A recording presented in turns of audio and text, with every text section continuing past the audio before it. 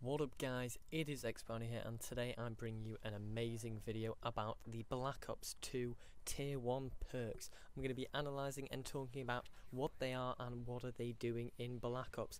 Now the perk sort of setup has changed a bit, and actually in Black Ops 2 the perks will not be affecting any of the guns.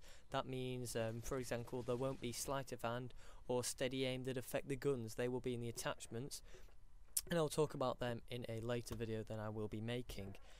So yeah, all of the perks that you will see on Black Ops 2 are going to be ones that affect the player and not just the guns. So we're talking Ghost, we're talking blindeye, we're talking like, I don't know, last chance or whatever it's called, second chance, and stuff like that, which affects the player, not the guns. So in the Tier 1, we have 5 perks, and actually none of them go pro. That's a new thing on Black Ops 2. None of the perks are able to go pro, so the sort of the things that they do, there won't be any added extras to them. It's just the standard setup, so you won't have to do challenges to unlock them.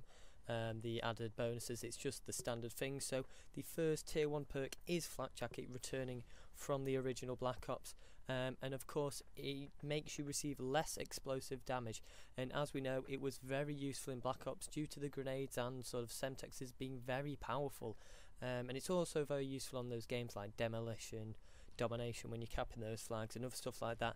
And I think it's going to be one of the sort of big Tier 1 perks, due to I think Black Ops 2 is going to have quite high damage on the grenades like they did in Black Ops, so we'll see how that works out, but pretty standard perk and we've seen it before, know how good it is. So we'll move on to the second one, that is Ghost.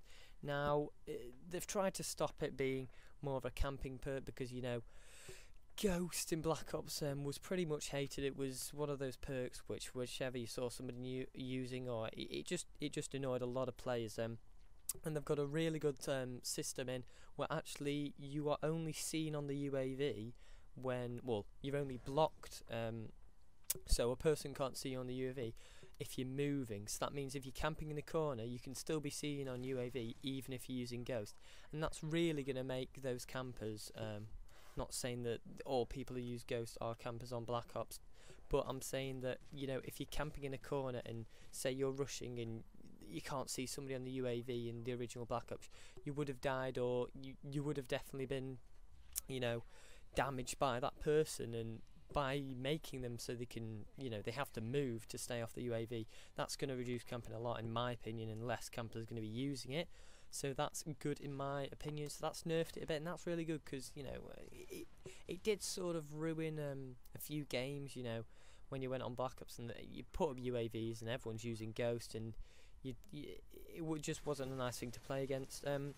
So actually in this Black Ops 2 we're going to have Ghost and blindeye in the same tier, which wasn't seen on Modern Warfare 3, where they were in two individual ones. So you could have what was it, Ghost and blindeye, whatever the two things are.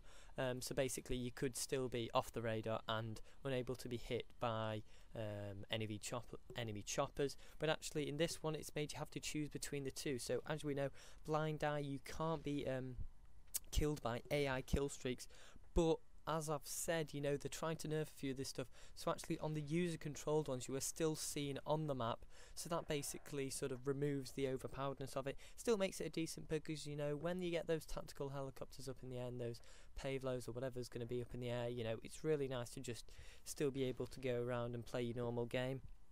So that's still going to be a very decent perk.